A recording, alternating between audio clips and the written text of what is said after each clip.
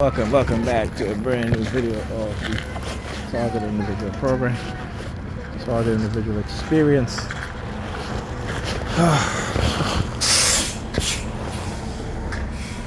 Trying to put my book bag on. Give me a sec.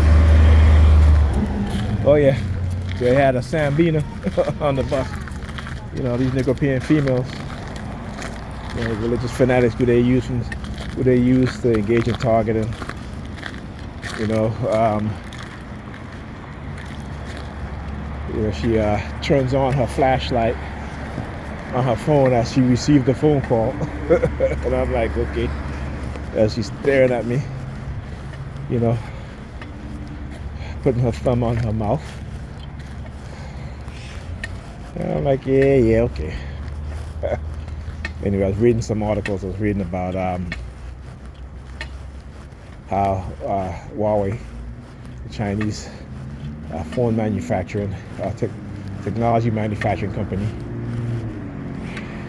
And I gotta say, I gotta applaud China. You know, China have done what Africans have not done so far, which is to use European white men greed against them.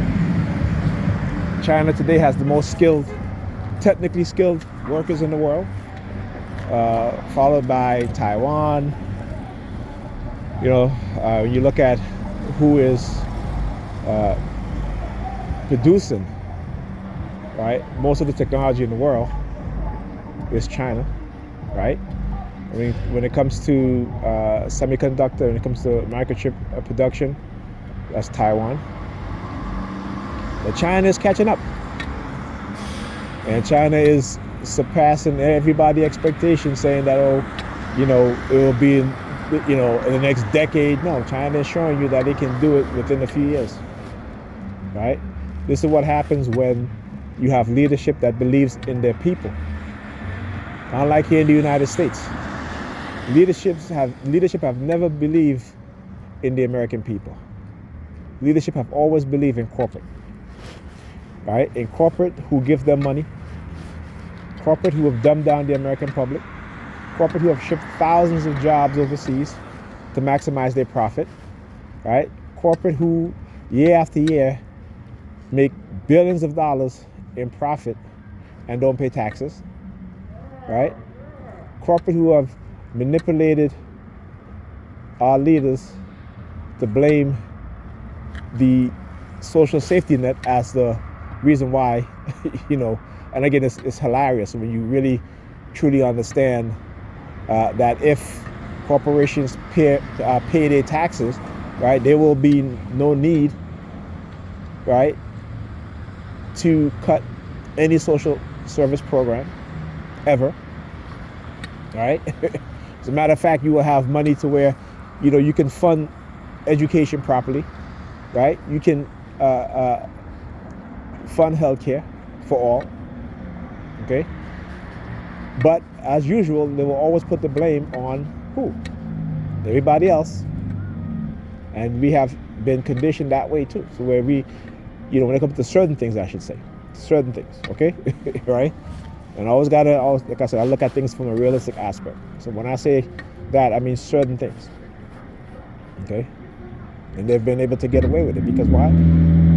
Because the dumbing down of the American public. I've always said racism would be the undoing of America. White people have not given up on the idea of enslaving black people again. Right? Right now, we're enslaved economically. You'll see what's going to happen in a few years. Okay? And black people, like I said, you know, we let white people tell us who we should vote for, who we should like, who we should dislike. And if you're a black person, right, you need to start donating every month to the new Black Panther Party, every single month. Okay, you can donate $20 a month to the new Black Panther Party. Just go on Google the new Black Panther Party. Go onto their website and donate. Okay. I was watching another video of you have in Cincinnati where you have white supremacists marching in Cincinnati, and they were accosted by a large group of black people, and the cops just at a certain point just let the black anti-racism protesters, started to, I guess, took the flag, the Confederate flag, and burned it, or have you, right? And I said, okay, I'm looking at this, I'm like, okay, why is the cop allowing them to do this? Why are these cops allowing them to do this? See, what black people have to understand is that white people will allow you to do certain things so that when there's retaliation, they will say, well, you know what? We were protesting peacefully and you attack us. See, it's different if you're protesting racism and they attack you, because we know the cops are in on it too, right? So we have to think. We have to think. You don't have to attack them, right? You had a larger anti-racism protesters. Drown them out, right? With noise, whatever. Okay. You got to understand how white people think, particularly the racist ones, the extremely racist ones, right? Because they are going to label you whatever label they want to give you, and it's not going to be good, right? They're going to label you first, and then they're going to make you into that label. You need to understand that. This is what they've been doing to us. First they did it to men, black boys and men, and now they're doing it to our women. They say black women are hypersexual. They are the Jezebels. And look what happened today, right? Black women are more hypersexual than anybody else. You look all over social media and the behavior they engage in, right? You look at some of the things that they post, right? And they call it freedom, right? Yeah, it's freedom. You can show your ass whoever. Okay, but guess what? Don't blame the man if he's only using you for sex, because that's what you're showing. Okay? You know what I'm saying?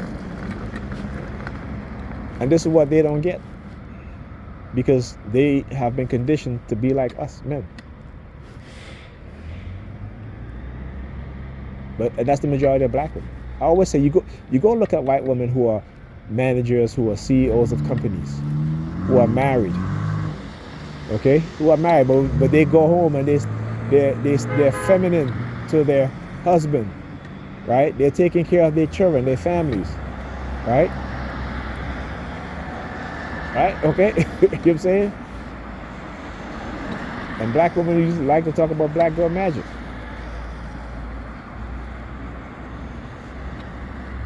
But look at the community, look at their children.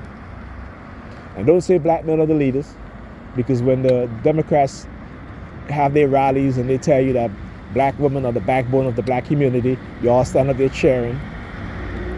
Okay? So if the community is failing, don't look at the men. You've accepted the responsibility of being the backbone of the black community, right? Because it sounds good. It puts you in a position in your mind of power over the men, and you roll with it. So like I said, I don't blame the men for the past 2 decades of what's happening in the black community. Yes, we are all to blame, right? But don't say you are the backbone of the black community. Don't say you're more educated than black men, because the decisions that you're making shows that you're not more educated. Okay? You're educated enough to get a job and to do your job. But when it comes to problem solving, you don't want no part of it. Right? You don't want no part of it.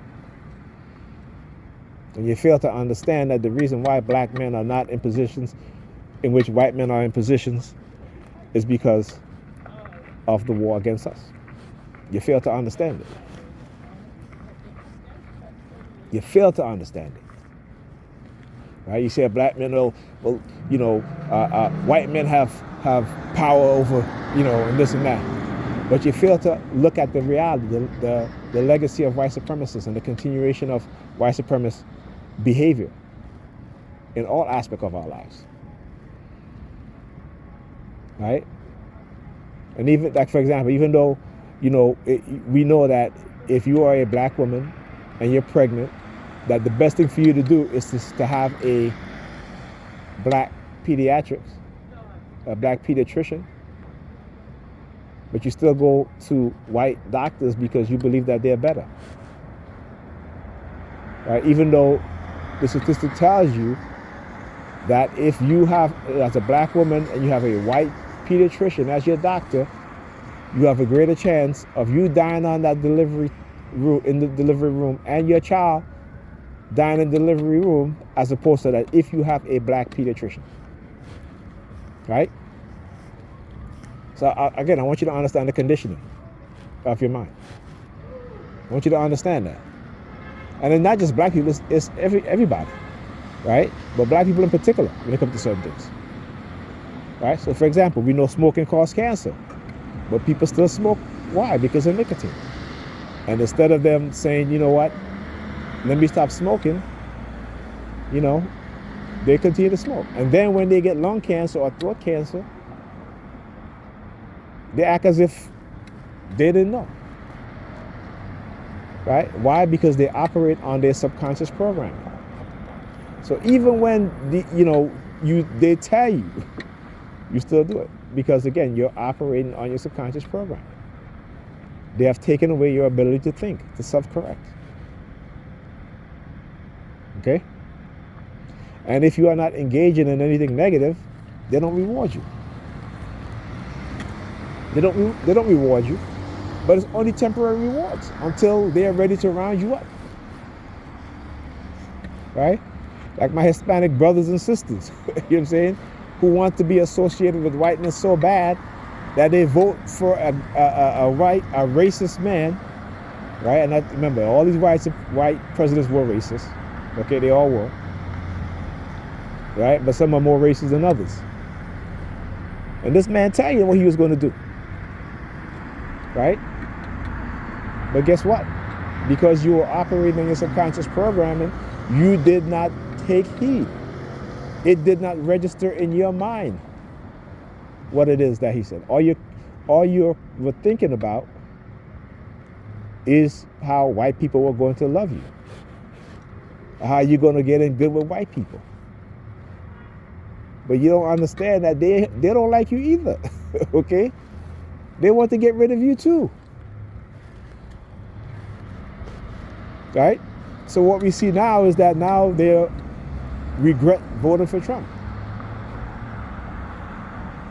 But it's too late. Why do you think Trump is so emboldened? Why do you think Trump is so emboldened? Why do you think these racists are so emboldened now, more so than ever? Even during Trump's first term. Right? Why do you think they're making statements like this revolution will be bloodless if the left allows it to be bloodless? Why are they making such statements? Why do you think Marco Rubio could lie in front of the camera about U.S. military ships can pass through the Panama Canal without paying? Right? When we reach an agreement, and then a couple of days later, the president of Panama came out and said, no, we never reached no agreement. Right? Because these people are racist, and they are displaying their racism on the world stage. Why are they so comfortable? Why? Because they know cognitive warfare works. They know the American public is not aware of cognitive warfare. They know this. They know the American public is not aware of the technology created and developed to manipulate our minds. They're not aware of that. They're not aware that since COVID, right, again, which is a pandemic, right, what it has done to our bodies and our minds. For those who've gotten COVID, a lot of people have been experiencing fatigue syndrome. Okay. So now you see, they say, well, why is it that a lot of people don't want to work? It's not that they don't want to work, because if they had gotten, if they were infected with COVID, most likely they're suffering from the negative effect of COVID. Some of them may develop a fatigue syndrome. It may not be extreme, right? How many of you know this? Right? So again, under disinformation about COVID, oh, well, I got it and I survived. Yeah. But go look at the studies that they've done within the past couple of years of the effect of COVID, the effect it has on your brain, on your organs. Yeah, you survive it, right? But your lifespan may have shortened by a decade. It is said that the people who have COVID, their brain age 20 years. All right? So again, there's another reason why they say people don't want to work. It's not that they don't want to work. They're negatively affected from having COVID. Anyhow, talk to you guys in the video. I'm glad he stopped there. Thank you. Appreciate it. Let's get going. Come on, man.